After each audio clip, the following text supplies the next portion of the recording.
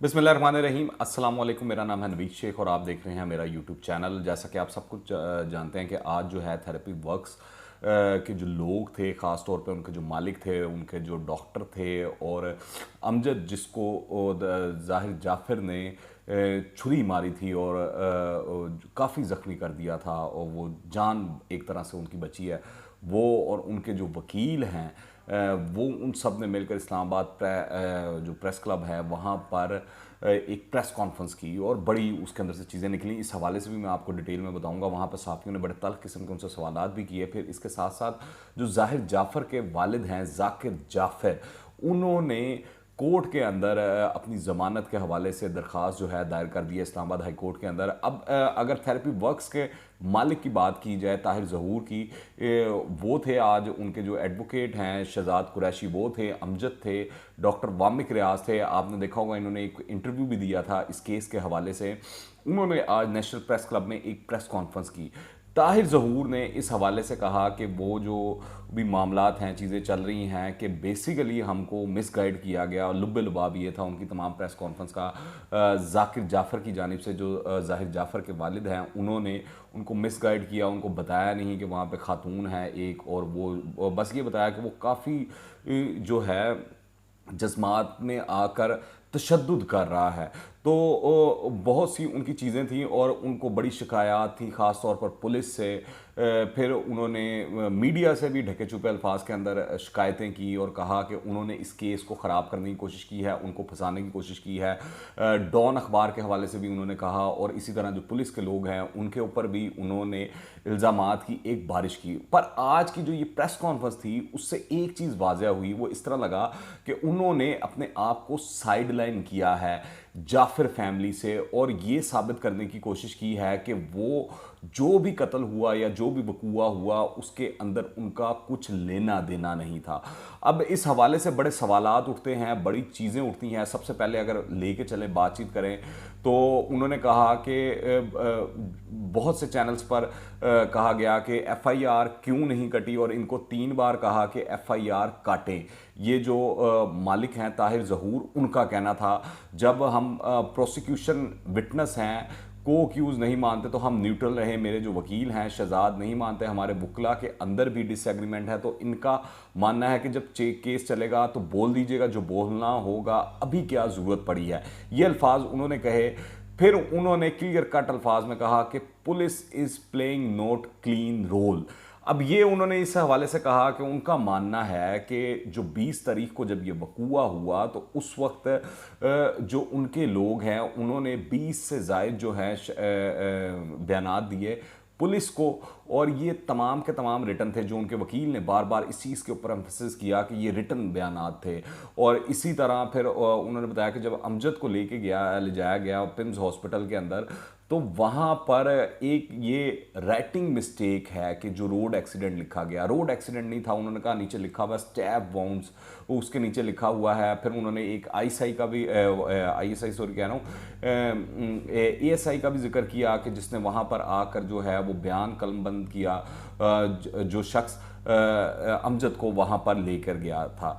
फिर उन्होंने कहा कि जब ये पुलिस ने, हमारे ख्याल था कि पुलिस एफआईआर काट देगी और ये हो जाएगा वो हो जाएगा, इधर उधर की वो चीज़ें मिलाते रहे। फिर उसके बाद उन्होंने कहा कि जब एफआईआर नहीं काटी गई तो फिर हमने एफआईआर के लिए 22A में कोर्ट में दरख्वास्त दी है क्योंकि हमको पुलिस पर भरोसा नहीं और इसकी अब जो है 9 तारीख जो आने वाली है उसको इसकी पेशी है। फिर उन्होंने पुलिस पर यह भी इल्ज़ाम लगाया कि जो पुलिस हम पे कहती है कि हम शहादतें मिटाने के लिए बुलाया गया था, तो जिस तरह हमने ज़ाहिर जाफ़र को रस्सियों से बांधा हुआ था, फिर जो सबूत थे सब वहाँ थे, कोई चीज़ आगे पीछे नहीं हुई। फिर 10 बंदे बाहर खड़े थे, हम कैसे शहादतें मिटा सकते थे? तो टेम्परिंग कहाँ से आ गई? तो जब पुलिस इस तरह के गैर जिम्मेदार बयान देगी तो पुलिस न्यूट्रल नहीं है। आप बताएं हमने शवाहिद से कैसे टेम्परिंग की है? यहाँ पर उनसे बड़े अहम सवालात किए गए। उनसे पूछा गया कि आपने क्यों इंतज़ार किया कि जब आप जेल जाएंगे तो उसके बाद ही 22A के तहत जो है दरख्वास्त देंगे, आपने पहले क्यों नहीं दी? फिर एक और बड़ा अहम सवाल था इस हवाले से कि आपके लोग वहां पर जब पहुंच गए थे तो वो 2 घंटे क्या इंतजार करते रहे, पुलिस को क्यों नहीं कॉल की? चले जाकिर जाफर ने तो नहीं की, आप लोगों ने क्यों नहीं की? तो इस हवाले से उनका कहना था कि हमारे जो लोग थे वो चले गए और वही कहानियां सुनाना शुरू कर दी कि वो जाहिर जाफर से बातचीत कर रहे थे, उसने कहा था 50 मिनट का टाइम ऐसे और वैसे। फिर उसके बाद जब ऊपर गए तो वो सारी कहानी आपको मालूम है कि अमजद ने जो है वो छुरी मारी और वो सारा कुछ मामला आगे की तरफ चला। फिर एक और जो सबसे अहम इसके अंदर लकूनत है और जो मामला है थेरेपी वर्क्स के हवाले से अगर देखा जाए, एक तो जो मेडिकल लीगल रिपोर्ट है वो नहीं करवाई गई। अब इस हवाले से उनका कहना है कि ये एरर जो है हॉस्पिटल के एंड से है, जो डॉक्टर वहाँ पर ड्यूटी डॉक्टर था उसने ये गलती की। तो इस हवाले से हम तस्दीक चाहते हैं, पर अब वो क्लियरली एक चीज़ वाज़ेह तौर पर दिखाई दे रही है कि वो जाफ़र फैमिली के ख़िलाफ़ जो हैं वो अपना केस बिल्ड कर रहे हैं। शायद उनको नज़र आना शुरू हो गया कि वहाँ पर अब बचत नहीं होने वाली, तो हम अपनी जान बचाएं, हम अपने आप को साइडलाइन करें इस तमाम मामले से। जिस तरह उन्होंने अपना मौक़िफ़ दिया कि हम जो हैं क्राइम सीन पर नहीं गए थे, हम जो हैं वहाँ पर एक मरीज़ था और उसको देखने गए थे, हमको इतना ही मालूम था और इससे ज़्यादा हमको नहीं मालूम था। जब हम वहाँ गए तो वहाँ पर जब हमने लाश देखी और सारी मामलात और चीज़ें वगैरह देखी तो तब हमारे रोंगटे खड़े हो गए और हम पैनिक हो गए जो लोग थे मेरे। इस हवाले से उन्होंने कहा। फिर इसके ऊपर जो उनके वकील हैं शहजाद कुरैशी एडवोकेट, उन्होंने कहा कि 20 तारीख को ही विटनेस स्टेटमेंट दे दी थी जब हमारी टीम वहाँ गई थी कि वहाँ क्या कुछ हुआ है।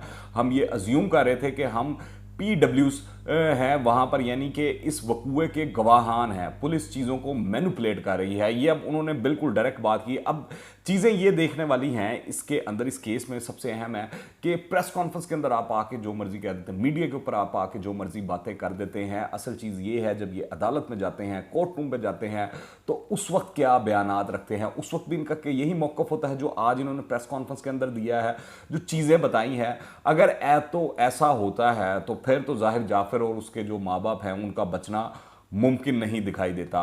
और फिर एक सवाल के जवाब में जो शख्स लेके गया था अमजद को, दलीप कुमार, दलीप कुमार किसी जगह भी नहीं उसने कहा कि ये रोड एक्सीडेंट है। रिपोर्ट में भी ऊपर रोड एक्सीडेंट लिखा है तो नीचे स्टैब वाउंड्स लिखे हैं, जैसे मैं ऊपर जिक्र कर चुका हूँ। तो उनका मानना ये है, उनका कहना ये है कि दलीप कुमार ने यही मौक़िफ़ दिया है कि जाहिर जाफर ने उसके ऊपर कातलाना हमला किया था अमजद के ऊपर। अब वो बात यही है कि वो सवाल जो सबसे अहम है वो यही आता है कि ये सब कुछ इनको अब क्यों याद आ रहा है, अब क्यों ख्याल आ रहा है, इतने दिन गुजर जाने के बाद जब इनको नज़र आना शुरू हो गया है कि वो जो को-एक्यूज़ जो हैं उनको पुलिस ने नामजद कर दिया। अब जितने नामजद मुलजमान हैं वो अपनी अपनी जान बचाने की कोशिश कर रहे हैं, इसके अंदर अपने आप को इस मामले से अलहदा करने की कोशिश कर रहे हैं। जिस तरह अभी मैंने गुज़िश्ता वीलॉग में बताया था कि जो माली है उसकी भी ज़मानत की दरख्वास्त लगी हुई है और वो सारा मामला है। अब तो जाहिर जाफ़र के जो वालिद है जाकिर जाफ़र, उन्होंने भी ज़मानत के लिए दरख्वास्त दे दी है। फिर जो ताहिर ज़हूर हैं उन्होंने 3-4 बड़ी अहम बातें की इस प्रेस कॉन्फ्रेंस में। उन्होंने कहा कि नून मुकद्दम के कत्ल के बाद मौके पहुंचकर वहां आंखों देखा हाल बयान जो उन्होंने बताया है कि कत्ल के बाद पुलिस को देखते ही जाहिर जाफर ने ड्रामा शुरू कर दिया था, लेकिन इससे कबल वो बिल्कुल नॉर्मल था। अब ये वही चीज़ है जो मुख्तलिफ लोग और जो पुलिस ऑफिसर्स हैं वो भी ये बयान करते रहे हैं और कहते रहे हैं। जब अगर आपको याद होगा जिस दिन ये वकूआ हुआ तो उस वक्त इनिशियली पुलिस ने भी यही बात की थी कि जब हमने उसको गिरफ्तार किया तो वो अपने पूरे सेंसेस में था, मुकम्मल होशो हवास में था। उससे पहले क्या था, उसके बाद क्या है, उसका हमें लेना देना नहीं। पर जब उसने ये काम किया, ये घनौना जुर्म सर अंजाम दिया, तो उस वक्त अपने मुकम्मल होशो हवास में था। फिर उन्होंने जो ताहिर ज़हूर है उन्होंने ये भी कहा कि जाहिर जाफ़र पागल नहीं है लेकिन शराब नोशी का आदी था। मैंने जाहिर जाफ़र के वालिदैन को कहा इसे जल्द से जल्द हॉस्पिटल दाखिल कराया जाए, मगर जाहिर जाफ़र के वालिदैन ने मेरी बात नहीं सुनी। फिर वो कहता है कि एक और भी उसने इंकशाफ किया कि मैंने जाहिर जाफ़र के वालिद जाकिर जाफ़र से पूछा कि जाहिर जाफ़र के पास कोई असला तो नहीं, लेकिन उन्होंने मुझे यकीन दिलाया कि जाहिर जाफ़र के पास कोई असला नहीं है। पर हमने देखा कि जब वो अमजद अंदर जाता है थेरेपी वर्क्स का, तो पहले वो फायर करने की कोशिश करता है, पर वो जो गोली है वो पिस्तौल में फंस जाती है और वो चल नहीं पाती। उसके बाद वो खंजर से वार करता है, जिसके बाद वो शदीद ज़ख्मी हो जाता है। फिर वो जो ये ताहिर ज़हूर है वो कहते हैं कि जाकिर जाफ़र ने हमें ये भी कहा कि थेरेपी वर्क्स के वर्कर्स को ले जाएं और जाहिर जाफर को देखें। जब थेरेपी वर्क्स की टीम पहुंची तो घर के नीचे मजमा लगा हुआ था, जहां मौजूद लोगों ने बताया कि 2 दिन से दरवाज़ा नहीं खोला जा रहा है। अब ये एक नई कहानी है, नए अंदाज में वो पेश की जा रही है थेरेपी वर्क्स वालों की जानिब से। इस तरह लग रहा है कि वो अपने आप को इस केस से मुकम्मल साइडलाइन करना चाहते हैं, मुलजमान की फहरिस्त से अपने नाम निकलवाना चाहते हैं, गवाहान की फहरिस्त के अंदर जो थेरेपी वर्क्स के लोग हैं वो अपने नाम डलवाना चाहते हैं। पर यह भी इसके अंदर अहम चीज़ है, देखने की ज़रूरत है कि टिल द एंड तक ये जो गवाहान हैं अपने बयानात के ऊपर अगर इनको गवाहान कंसीडर कर लिया जाता है या शामिल तफ्तीश उस तरह कर लिया जाता है बतौर गवाह, तो ये अपने एंड तक इस केस के अपने बयानात को वो सेम रखते हैं या नहीं रखते, या उससे बदल जाते हैं या रूगर्दानी करते हैं। फिर ताहिर ज़हूर ने कहा कि थेरेपी वर्क्स के पास तमाम कॉल रिकॉर्ड्स मौजूद हैं। मैंने जाकिर जाफर को कॉल करके कहा कि अंदर तो लाश पड़ी है। तो उन्होंने बताया कि जाकिर जाफर का रद्द अमल था कि शायद शराब पी ली होगी जाहिर ने, इसलिए कत्ल हो गया होगा। ऐसी खबर अगर किसी भी वालिद को बताई जाती तो उसकी टांगें कांप जाती। तो ये आज की प्रेस कॉन्फ्रेंस में भी उन्होंने बड़ा बारहा इस हवाले से रोशनी डालने की कोशिश की, बताने की कोशिश की, मीडिया को कायल करने की कोशिश की, मगर जो वहाँ पर सहाफ़ी बैठे हुए थे उन्होंने बड़े लॉजिकल सवाल किए, बड़े ही अहम और बेहतर सवाल किए इस हवाले से के सच्चाई तक पहुंचा जाए। जो ये अब अपना पूरा नैरेटिव जो है वो बिल्ड कर रहे हैं, वो जो सज्जी दिखा के और वो खब्बी वाला वो जो मामला है वो करने की कोशिश कर रहे हैं, तो ये बिल्कुल वाज़ह तौर पर दिखाई दे रहा है कि अब ये जाफ़र फैमिली के सामने से उनके पीछे से हट रहे हैं और उनके सामने आकर खड़े हो रहे हैं। फिर ये ताहिर ज़हूर हैं, ये कहते हैं कि हमारे 2 अफराद ज़ख्मी हो गए और 3 पीछे रह गए थे। ये कोई फिल्म नहीं कि जाहिर जाफ़र को 2 मिनट में पकड़ लेते थे। अगर ये कौन लोग थे? एक अमजद था, एक डॉक्टर था, एक वकील था, एक खातून थी और एक सिक्योरिटी का कोई शख्स था जो कि इतलात है। टोटल 5 लोग गए थे। और फिर ये कहते हैं कि हम मेडिकल सीन पर गए थे, क्राइम सीन पर नहीं गए थे। वहाँ जाकर जब कमरे में गए तो मालूम हुआ कि क्राइम वहाँ पर हुआ है। पर उसके बाद भी सवाल ये है कि थेरेपी वर्क्स वालों की जानिब से कोई कॉल नहीं की गई पुलिस को नहीं बुलाया गया। तो शकूक व शबाहत उनकी तरफ जाते हैं कि शायद वो इस मामले में इन्वॉल्व थे या शवाहिद मिटाना चाहते थे या केस को ख़राब करना चाहते थे। तो इस हवाले से चीज़ें अब खैर जो उनका डिफेंस है वो अब उन्होंने पेश करना है जो भी मामला है।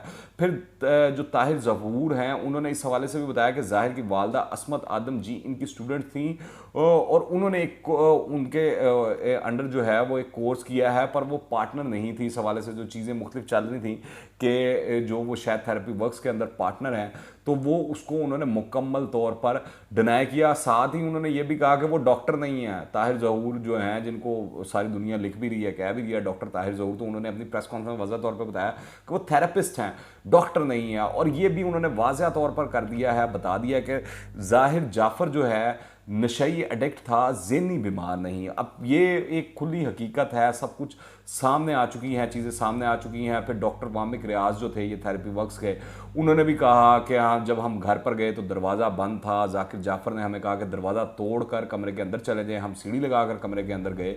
घर के अंदर नूर मुकद्दम की लाश देखकर हमको मालूम हुआ कि अंदर कत्ल हुआ है। फिर जो शहजाद कुरैशी हैं, इनके वकील एडवोकेट, उन्होंने कुछ अहम पॉइंट्स बताए कि जो रोड एक्सीडेंट वाला मामला है वो क्लैरिकल गलती है। अब ये कोर्ट के अंदर साबित करना आप देखना है कि ये कर पाते हैं या नहीं कर पाते। फिर वो कहते हैं कि हमने जितनी स्टेटमेंट्स दी हैं, रिटन स्टेटमेंट्स दी हैं जो कि 20 के करीब हैं। अमजद ज़ख्मी था, इसकी जो स्टेटमेंट थी वो सब्सिक्वेंट बाद में दी गई। हमने कोई ओरल स्टेटमेंट नहीं दी क्योंकि हमको पता था कि इन्होंने चीज़ों को मैनिपुलेट करना। ये वो बात कर रहे हैं स्पेसिफिकली पुलिस के हवाले से कि पुलिस शायद उनके पीछे पड़ी हुई है और वो इनको इस तमाम केस के अंदर मुलजिम डिक्लेयर कर रही है, हालांकि वो तो गवाह थे। अब इस मामले का भी अब 9 तारीख को पता लग जाएगा कि क्या बनता है। ये 22A जो है इनकी दरख्वास्त जो है इसके ऊपर FIR कटती है कि नहीं इक़दाम कत्ल की, और क्या होता है मामला। दूसरी जानिब जो ज़ाहिर जाफ़र के वालिद हैं जाकिर जाफ़र जो हैं, उन्होंने इस्लामाबाद हाई कोर्ट के अंदर ज़मानत बादस गिरफ्तारी की दरख्वास्त दायर कर दी है। दरख्वास्त में अदालत से इस्तदा की गई है कि सेशन कोर्ट का जो फैसला है उसको कालअदम करार देकर ज़मानत पर रिहा किया जाए। डिस्ट्रिक्ट एंड सेशन कोर्ट ने मुलजिम जाकिर जाफ़र की इससे पहले जो दरख्वास्त थी वो मुस्तरद कर दी थी और इस्लामाबाद हाई कोर्ट के जस्टिस जो हैं आमिर फारूक जो हैं वो पीर को जाकिर जाफ़र की दरख्वास्त ज़मानत पर समाअत करेंगे। मुलजिम जो है जाकिर जाफ़र ने अपने वकील असद जमाल के ज़रिए ज़मानत की जो दरख्वास्त है वो दायर की है। तो ये अब तक की सूरत हाल है। चीज़ें थोड़ी सी कॉम्प्लिकेटेड दिखाई दे रही हैं, मगर ये एक चीज़ वाज़िया हो गई है कि अब जो नामजद मुलजमान हैं, वो चाहे थेरेपी वर्क्स वाले हों या घरेलू मुलाजिम हों जाफ़र फैमिली के, तो वो इस तरह दिखाई दे रहा है कि वो पीठ फेरते हुए दिखाई दे रहे हैं, वो उनके सामने खड़े होते हुए दिखाई दे रहे हैं। अब ये देखना है कि जाकिर जाफ़र को ज़मानत मिलती है या नहीं मिलती, मुझे तो नहीं लग रहा। और जो माहिर कानून हैं वो भी यही कह रहे हैं कि मुश्किल है उनकी, अभी इस वक्त इस स्टेज के ऊपर उनकी ज़मानत होना मुश्किल है। तो जो भी इस हवाले से प्रोसीडिंग्स होंगी, अहम चीज़ें होंगी, आपको आगाह करता रहूँगा। मगर इस वक्त की सबसे अहम चीज़ ये है कि जो थेरेपी वर्क्स वाले हैं वो फिर गए हैं और वो जाफ़र फैमिली के ख़िलाफ़ खड़े होते हुए दिखाई दे रहे हैं। देखते हैं कि कानून इस हवाले से क्या रास्ता अपनाता है और मामला किस तरफ चलते हैं। अगर आपने अभी तक इस चैनल को सब्सक्राइब नहीं किया तो इस चैनल को सब्सक्राइब कर लें, ताकि इस हवाले से जो भी लेटेस्ट अपडेट्स हों आपको बर वक्त मिलती रहें। साथ ही आप इस हवाले से क्या राय रखते हैं और आपके क्या सवालात हैं, नीचे कमेंट्स में लाजमी बताइएगा और पूछिएगा भी। यकीनी तौर पर हम उन पर काम करेंगे और आपको इन चीज़ों से आगाह करेंगे। दवाओं में याद रखें। अंटिल द नेक्स्ट टाइम, अल्लाह हाफिज़।